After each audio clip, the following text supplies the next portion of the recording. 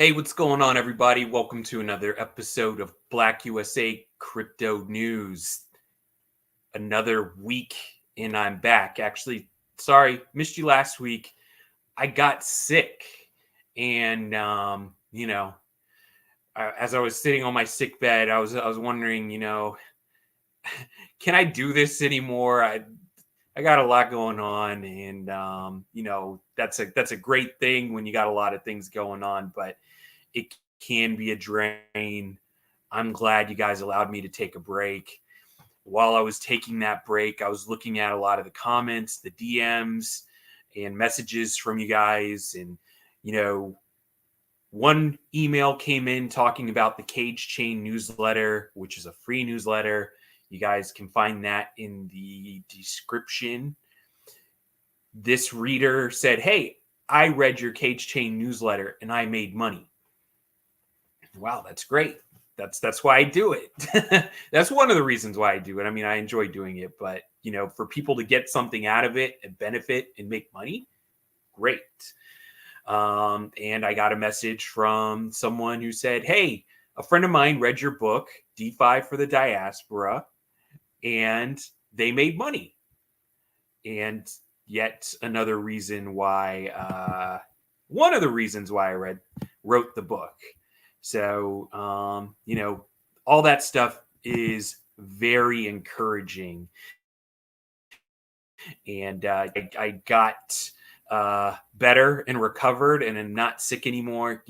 I just want to point people to these resources. So the CageChain Newsletter can be found at www.cagechain.io.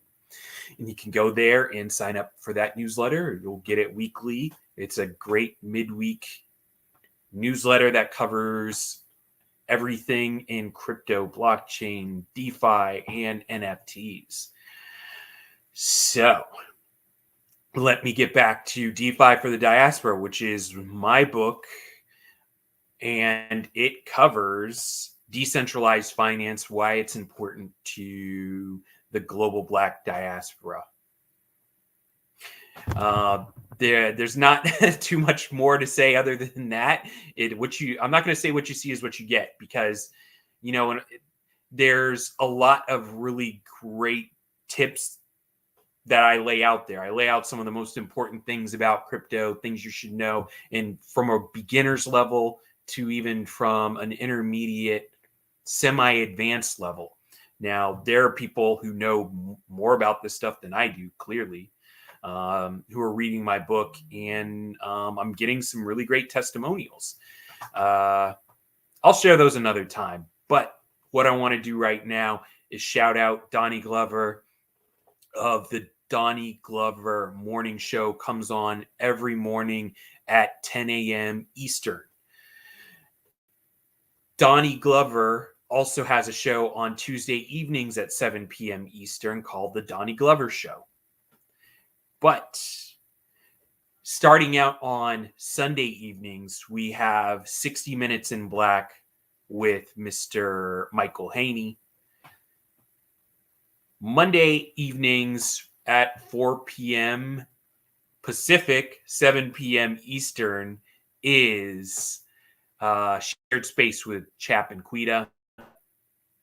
Tuesday evening, Donnie Glover Show, like I mentioned. Wednesday evening is Sister Biz with Tamara and Nicole. And Thursday is the Black Business Roundtable with Doug Blacksher. Can't forget that. Last but certainly not least is the Blackout every Saturday morning with Tasemere Gathers. So what I want to tell you about Tasemere is she is my guest today, and I'm going to bring her in, and my guest has a special guest of their own. Hey, how's it going? You're on mute. It's going well. Hello from the East Coast. Yeah, you're coming out of New York. Whereabouts in New York? I'm currently in the Bronx. You said where? The Bronx. The Bronx. Okay. Well, welcome Welcome to my show. Thank you for having me on your show. So I'm glad to be able to reciprocate and have you as a guest. Can you tell my audience what the Blackout is all about? So the Blackout Live from New York airs Saturdays at 10:15 Eastern, and we talk about like Black trends that are happening as it relates to economics, and how should we start to digest or even dissect what's going on a global scale, sometimes on a city scale, sometimes on a coastal scale, but still a scale nonetheless. Trying to keep folks abreast of different changes that are happening in this business ecosystem. And so I will review articles that have come out. I have guests come on that can give their spin on a specific industry within business development or business happenings. And so we just talk about it, have some conversations about what does this mean for me. And this is my special guest, also my co-host. Some people call him my CEO, Elijah, who is joining us on this interview. He may chime in with his own opinions about what this means for the baby economy. I don't know. Hey, he is more than welcome. We're all about crosstalk here. So if he wants to chime in, he is more than willing to. Well, so how about you told us a little bit about your show? Can you tell us a little bit about yourself and your background? So I am an urban planner by profession. And so I started doing neighborhood development, which basically explores like how neighborhoods are created, because I was really interested in understanding, why is this change happening? Who's doing this change? And that ultimately led me to working for a business improvement district in New York City. And a business improvement district is basically a public-private partnership, and every city has at least one, where they are really being strategic around the vision that they want for that neighborhood or that city, that commerce area. And I learned a lot about how to develop a culture for a community, how to attract retail to a particular area, and how to balance all the different stakeholders involved. And that led me to branching off in 2017 to starting the DM firm, which is a business development firm where I help entrepreneurs complete their business plans and think strategically about their next steps and growth. And I quit my job in 2019 to pursue that full time. That's great. That's awesome.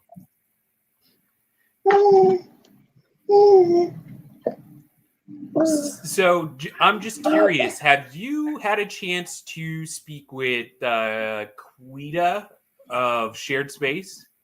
No, I did speak to Chap a few times. Chap has also been on my show, and we have been talking about like his work in the Baltimore area and neighborhoods in particular around like homelessness and things like that and crime.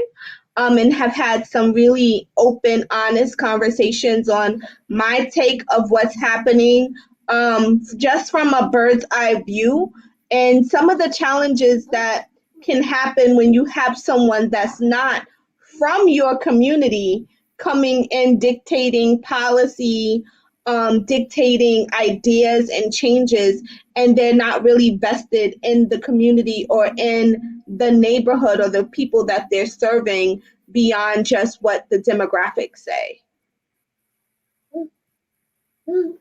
And that's a challenge and that's a problem. And so we talked about that. Yeah, Chap's a great guy.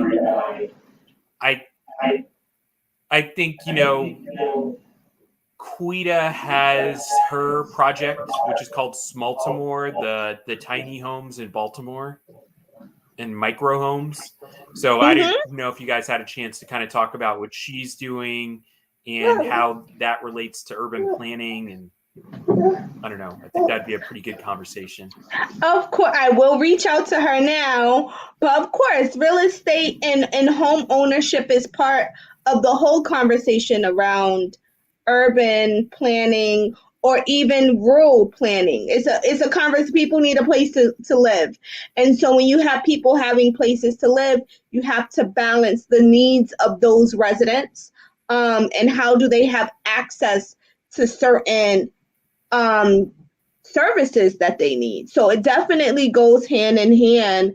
When you're thinking about urban planning, it's always going to encompass real estate, transportation, food, right?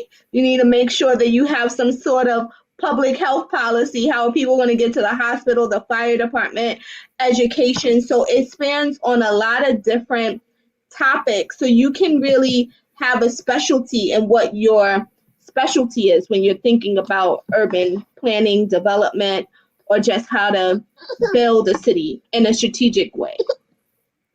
Or town, village, neighborhood, all that good stuff. Yeah, I definitely think your expertise with her vision, it could be pretty interesting what you guys are able to come up with together. So I've had some opportunity to kind of talk to her about doing some interesting things with small to more and blockchain. So, I don't have an urban planning background. I have worked, or I do work in the public sector and have a public sector background. I have a private sector background. So, and we all have an urban planning. We all have an urban planning background because we all are living in a neighborhood. We have access to a city, whether we're living in a city or we drive into the city to get certain amenities that we need. We all have access to some kind of strip mall or something like that. All those things to me can be considered urban planning. And we all have some thoughts around how we feel about changes that we see that's happening on our block. So if we just think like very small, people have lots of ideas around like home ownership and how to build equity in their home and what does this property coming in do from the value of my home, or renting. If you're a renter, you have thoughts around, rent prices going up and what happens to that, or why don't you have this type of grocery store? So we all have some experience with urban planning, even if we don't do it day to day as a professional.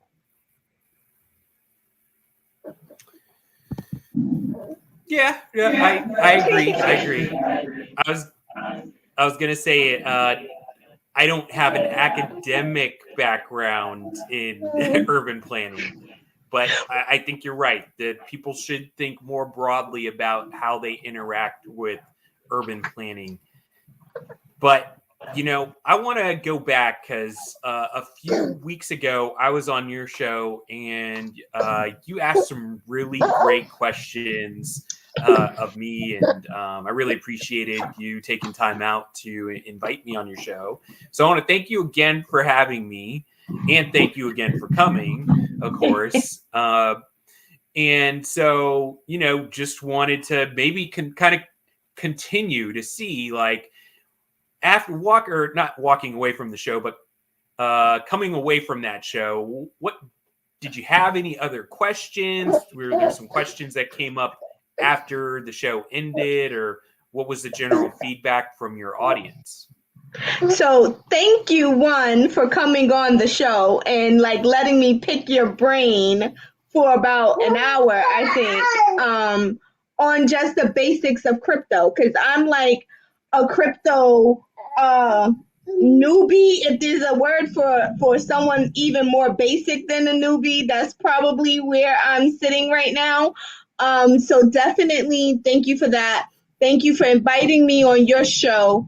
But to answer your question, I walked away with a better understanding of cryptocurrency, to be honest, before it seemed like such a large ecosystem that I didn't even know where to start to try to gain some understanding. And some of the terms were a little confusing to me, and you helped me with understanding what those terms meant. But more importantly, I started following NFTs, not in a strategic way at all, but even being aware of the NFTs. And we talked about minting, and then I read an article recently about a young girl who sold a few $1 million in her artwork NFT, which I felt like I had more appreciation for the article because of our conversation. So I think that while I still have so much more to learn about crypto, blockchain, how to invest, what to do, I think that I walked away with more questions from a very intriguing perspective. And what does crypto mean for me in particular as an entrepreneur? How can I use this new technology and currency to continue to be innovative around what I'm doing in a way that is intelligent? Because I think with cryptocurrency, because it's the newest thing on the block, everybody is trying to get a piece of something, and the information and the resources that they might be going towards might not be reliable sound information, but you have so many people that are throwing around different terms, different coins, different systems that you can use to do this and do that, that it's easy to fall into a rabbit hole of doing a lot of nothing, and thinking that you're investing but not really investing in ways that are meaningful and that can grow your wealth, because that's really why you would invest. It's like, I need to figure out how to grow my wealth, right? Like, how do I turn this $100 investment to $100,000, right? And so how do I crack this code? And so I think there's so many people that are talking about it and talking about it in a lot of different ways, that my conversation around crypto is, how does that benefit me as an entrepreneur? What can I do to understand crypto in a way that makes sense for my business dealings, right? Like, it took me, crypto is almost like intellectual property, right? I feel like intellectual property has been around for a long time, trademarks, patents, copyrights, but people didn't necessarily always pay attention to that, right? Like, how do I protect my brand? Do I get a copyright? Do I get a trademark? Can this be patented? I think that so many people are now getting into this intellectual property, and at the same time people are getting into crypto, and I think that crypto can like finesse itself into a lot of different facets of your life. But I think that if you aren't consciously getting the information from reliable sources, you can do more harm to yourself, right? Because you think that you know, and then you realize that you don't know as much, but at the same time you're investing too. So I think, yeah, I got plenty of questions in my head. I'm thinking about having my own coin. That we talked about, like, minting your own thing. So I'm like, okay, that might be interesting for me to think about how to mint my own coin and have it, and figure out what I'm going to do with it later. How to accept crypto as payment, I think, is something that I'm definitely thinking about, since a lot of people are going to be using this cryptocurrency. Then how do I, have that as a payment option? Anything like same as American Express, Visa, MasterCard, cash, check. How can I accept crypto? So it's interesting. But I think my audience still had a lot of questions. But I think that they learned a lot. And I was able to have conversations. You know, when people come to me about crypto, I'm like, oh, so where are you going to go purchase it? What is that? What does that look like? So super excited about my new knowledge. That's great.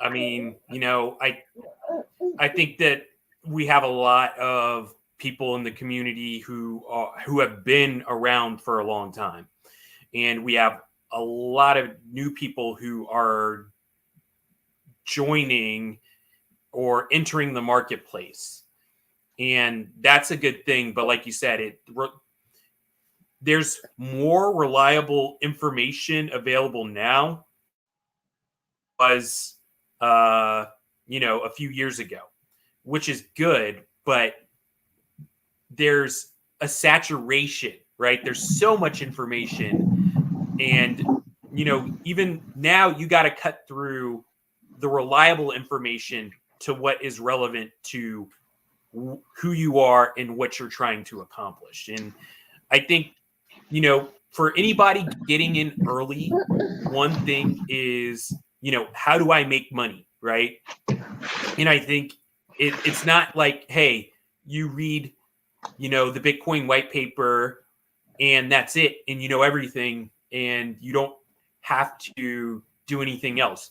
You have to continually read, research, and focus on, you know, what your objectives are. Like, this is kind of like, I mean, I research every day, and there are times when I get tired of it and I have to take a break and I need to stop and not do it, right? Because it gets to the point to where, you know, you can only take in so much as you know, just a general person, right? There's only so much you can take in and absorb when it comes to information. You need to take those breaks. So that's like someone, you know, if you're not understanding this, stop trying to go further, right? And the other thing about the information out there now is there are a lot of people who can communicate the information better than others, right? I understand this at a fairly technical level, and I try my best to be able to communicate it to people who are new, right? Who don't understand certain concepts. That's where I think, you know, I have value, you know, and that's where I try to give value, is being able to say, hey, this is a concept. I'm telling it to you in 30 seconds to 1 minute so you can pick it up, understand it, and understand how it applies to you and whether or not you want to, you know, pursue a certain project or if this sort of crypto makes sense for you. But I think you said a very important piece is approaching this from what do you want to get out of it? Because I think a lot of people are not thinking about what do I want to get out of it. I think a lot of people are saying, this is this new cool toy, and I heard that I can make a lot of money. And so someone told me to just buy this coin, so I'm just going to buy this coin, right? So I think that for people to really, you know, keep the enthusiasm, but in that, at least think about what do I want to do and how persistent am I going to be about investing? Because I think, like, for me, when I hear people talk about it, it's kind of like I'm going to invest this one time, and they're not really understanding that this is another job. Like, let's be clear. Like, if you're going to do this, like, in a meaningful way, you have to be ready to take on another job, because I have heard that like these coins go up and down in value, and sometimes at 2 o'clock in the morning you might get a notification that you can sell for this at this point, but then if you sleep through the notification and you get up too late, now it's back to the regular price or it's down a little bit. So you have to think like, do I have time? Like, what is my level of commitment going to be for this particular outcome? Because if you're not going to be committed, it's not don't do it, but just change your expectation. Because if you aren't going to be reading up on the coins, reading up on the value, reading up on what's new that's coming with, and how does that fall in line with where you want to go, then you almost are playing yourself. It's like you just want to do it to say that you own crypto, but you're not really, and that's okay. Like if you just want to do it to have something to say, that's cool too. But just know what you're doing it for. It's like know what you're doing it for. And I think that crypto is gonna bring open, if it hasn't, a whole new like stock market thing of people are going to be paid to just follow the coins and like on the stock market and understand like I own this whole portfolio of clients cryptocurrency that I'm watching, and maybe I'm going to be the person that makes these decisions on when to buy and when to sell and what to do if that hasn't already happened. But I think that people just need to, figure out what role they're trying to play. I'm playing the role of trying to understand. That's my role. Like I'm just at the point where I'm just trying to understand and make this make sense to me. Not sure if I can be an avid investor yet because I still don't understand anything outside of what you have told me already. So I still have a lot more work to do. But I'm being honest with where I am in the crypto landscape. Right. Well, I mean, that's good because I'm still learning too. There's stuff that I'm still learning every day. And like you said, you have to take it on if you want to be successful. Like the people who are the most successful, I think, in or out of crypto are people who are active investors, right? There's people who say, oh, I just want to be a passive investor and I want passive income into crypto. So I'm going to buy some Bitcoin and, I'll wait for the day that it goes up to $1 million, right? It's not going to happen overnight, Sure, it will seem like it will happen overnight, but, there's over 10,000 different tokenized projects out there, and there's opportunities with some of them. Not all of them, but some of them. There's opportunities. And you have to do your homework. You need to do your research to find the ones and find where the opportunities lie. And, there are other people out there. I mean, everybody has, this is the other cool thing about crypto, right? You can have fun doing this too. Like you can have fun doing flipping NFTs. If that's your thing, go for it. Have fun doing it, make money doing it.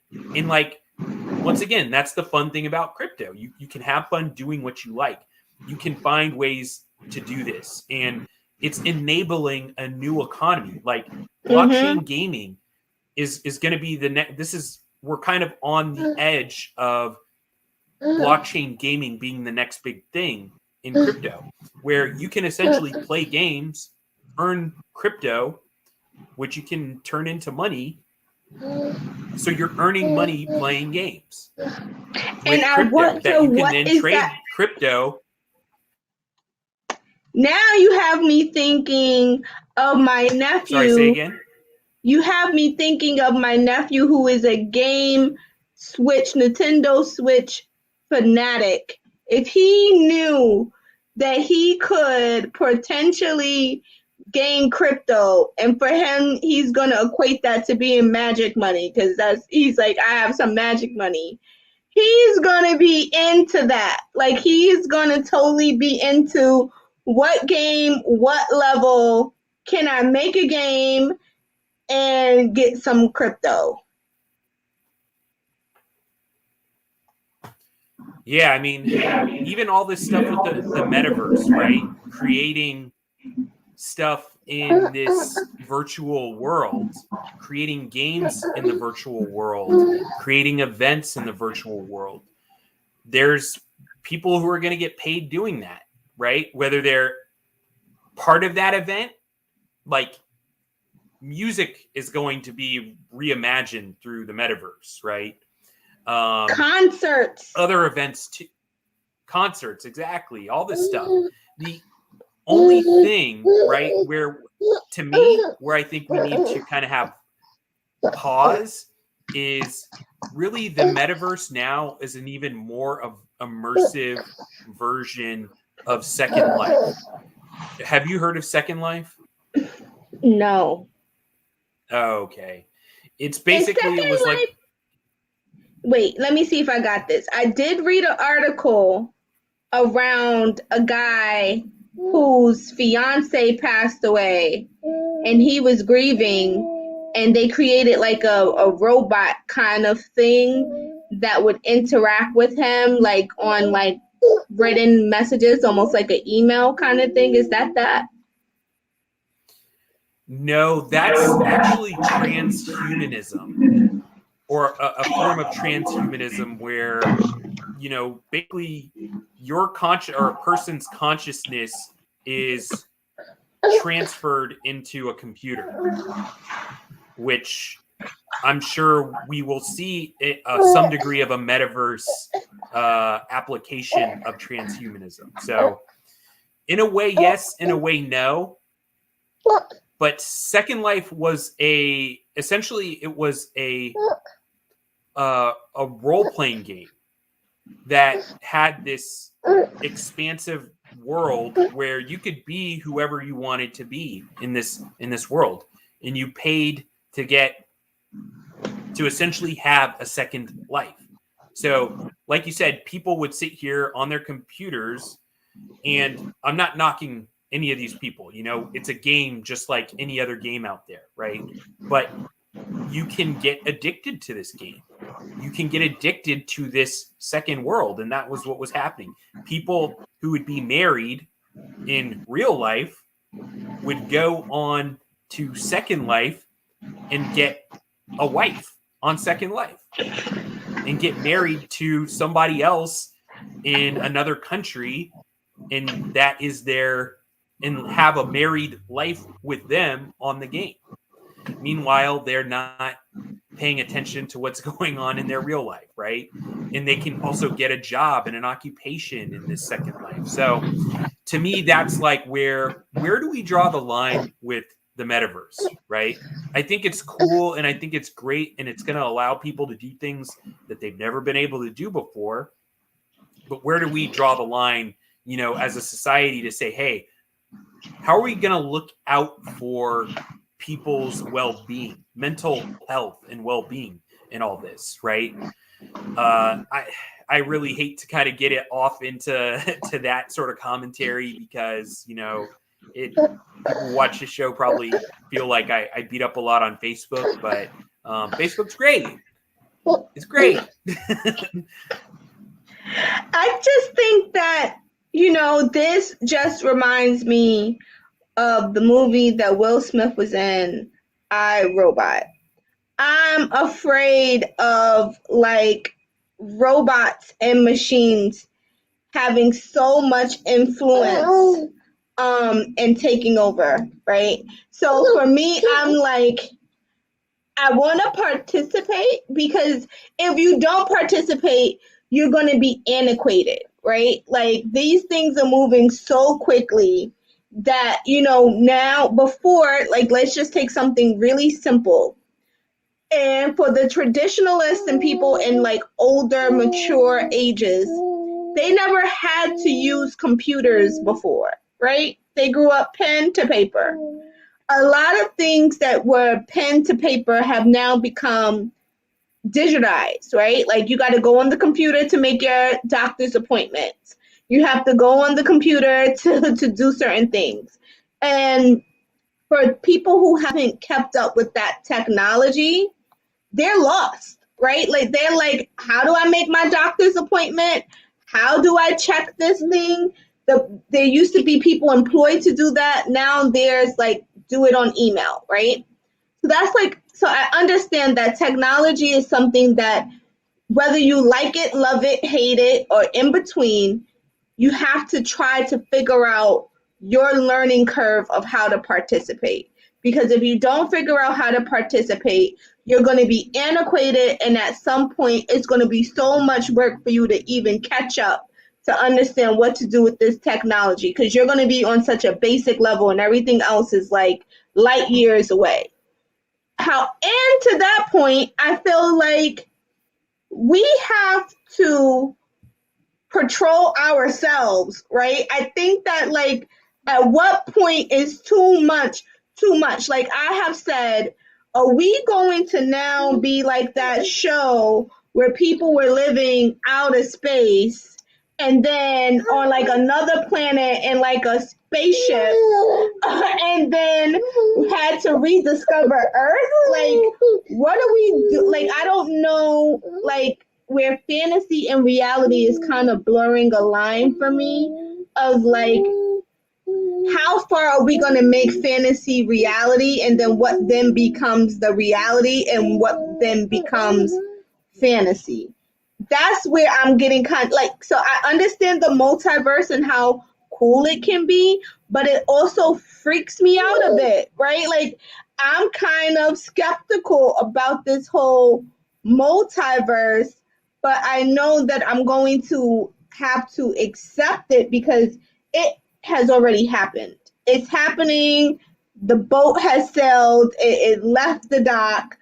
And I'm going to have to figure out how to get on a life raft in order to like catch up at some point.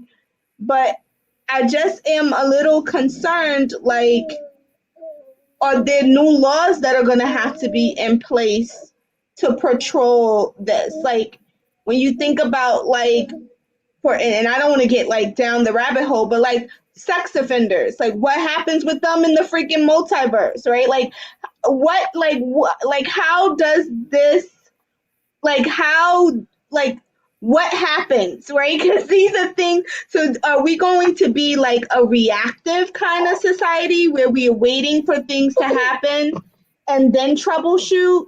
Are we going to troubleshoot beforehand? And then this is global. So like what happens? I just am I'm a little nervous. I'm a skeptic. I'm a little scared of the multiverse. I'm not very excited. I've met lots of people that are super excited about this new universe, and these are all these cool things that they can't wait to experience and do. I'm not on that bandwagon yet. I'm like holding out a bit. I hear you too. Like, okay, so we have this whole thing called Web 3.0 that is emerging now. You know, it's getting bigger, and it's inclusive of a lot of different things, right? Blockchain technology, cryptocurrency, decentralized finance. That's one part of Web 3.0. Another aspect of Web 3.0 is virtual reality, augmented reality, AR, VR, right? And that's the metaverse. That's what's taking off, right? But once again, you're also seeing those two converge right now. And then you have artificial intelligence. That's also part of Web 3.0 that is converging with blockchain, AR, and VR. And then you have cybersecurity. The robots are going to take over. This is Will Smith's movie I, Robot is happening in real life. And one of these supercomputers in a cloud or something is going to house all this information, and they might say, we know what's better for the humans because we're so much smarter than them. And then I this is iRobot, and we are going to be trapped because all of us have wearables. We have some sort of technology that taps into like a cloud system. I am a little afraid of iRobot in real life. It was entertaining as a movie, but now that it is becoming my reality, I'm a little afraid. Well, I think going back to what you said, are we going to be reactive? Yes, because technology is outpacing legislation and lawmakers and regulation, right? There's new technology that is coming out before laws can get made around how that technology is going to be controlled. So, I mean, look at Congress. Look at what they're caught up on. You know, they. And that's only here in the States. So, but what we're talking about is global. So we're like globally, everybody's going to have to get on the same page. And we know that that's not likely going to happen. And so it's going to be left to the people to, like, we as self-patrolling ourselves and having this dialogue, it's going to be left to us to say when enough is enough, right? Like, that's going to be up to us, but it's not going to happen because you're going to have some people that are in love with tech, and always wanting to push the envelope and always wanting to make fantasy reality in some kind of way. You're going to have some people that are like trying to catch up and figure out what this means. And then you're going to have some people that are going to hold out and be resistant towards it. So I don't know. I feel like this is complicated. What are you going to do? What are your thoughts about the metaverse? Are you going to participate in the metaverse? So, you know what? I think what I want to do now is not talk about the metaverse. I think we should be talking about how we as Black people should be trying to get together. And if we do it on the metaverse, I'm all for it. But, you know, in particular, when it comes to some of these projects in crypto, you know, I think it's incumbent upon me to raise awareness around some of these. So if you don't mind, I definitely like to table that discussion because, you know, like, you're right. It can get very philosophical and, you know, but, you know, there's projects out here that are really trying to make a difference. You know, so, and trying to make people money too. So, you know, as I say that, I also say that, you know, what I'm about to share with everybody is not financial advice. It's not legal advice. It's not tax advice. I'm just sharing information. And obviously, cryptocurrencies have a risk of loss. So, you know, make sure to consult with those professionals when you're making these decisions, or at the very least, do your own research, right? So one project that I'm actually, full disclosure, I'm an advisor for is called the Tau Network. Now, I don't know if you know about this one, but it's been around since 2016. You know, I've worked on this team for quite some time, and they basically have created a decentralized tokenized blockchain for artists. They also have a strong commitment to the Black community. So they started out as a music industry token to help musicians and artists get a fair shake in the marketplace. It is a layer 1 blockchain that is EVM compatible. When I say that, I don't know if you're familiar with the Ethereum blockchain. Have you heard of Ethereum yet? Only when I know you we've talked about Bitcoin. And I don't even know what a layer 1 blockchain is. I told you, I'm like beyond the newbie. I'm like basic.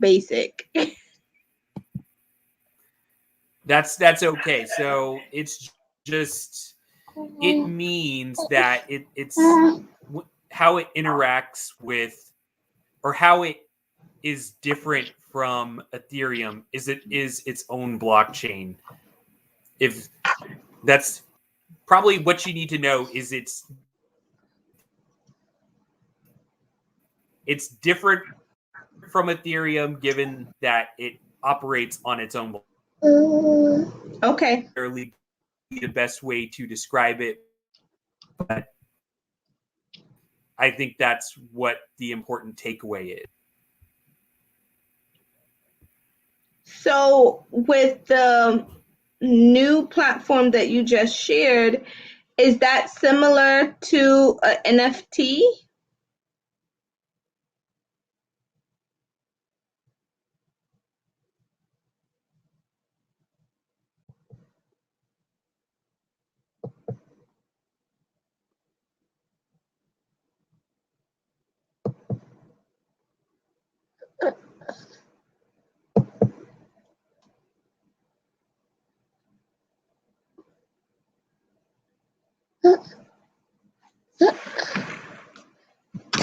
We're just going to wait for our host to get back. We are now talking about a new, well, not so new technology around supporting Black artists. Well, not Black artists per se, but they are committed to Black artists in the community, and they have some sort of coin, I think, that you can use. So we are just going to wait for our host to get back and explain this a little bit more. This is Tasemere, a co-network mate on the network of BlackUSA.news, with my chief of staff, my co-host, Elijah. So we're learning about Bitcoin, blockchain, cryptocurrency from our host. Talk to us, you guys. If you're out there, definitely jot your questions in the comments. As you guys can see, I'm a super newbie. Our host is back.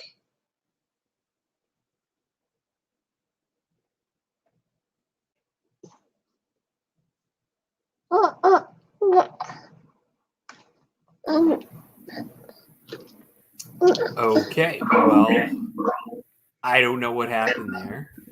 But I kept the audience entertained. I just recapped what we had been talking about. Did you drop off, or did I just drop off? You dropped off. Okay. Well, isn't it interesting? Hey, let's talk about Black Project. and again, he mentions the word Black, and I don't know what's happening here.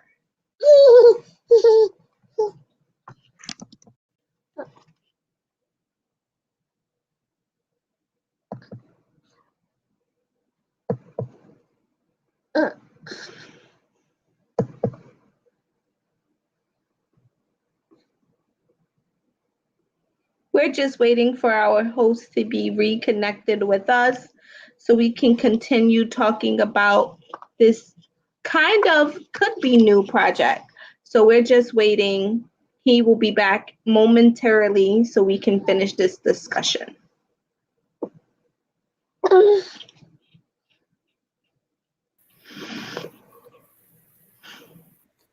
Hey, how's it going? As soon as you mentioned the word Black, I don't know what happened. Hey, you know what? Are you able to hear me? Yes.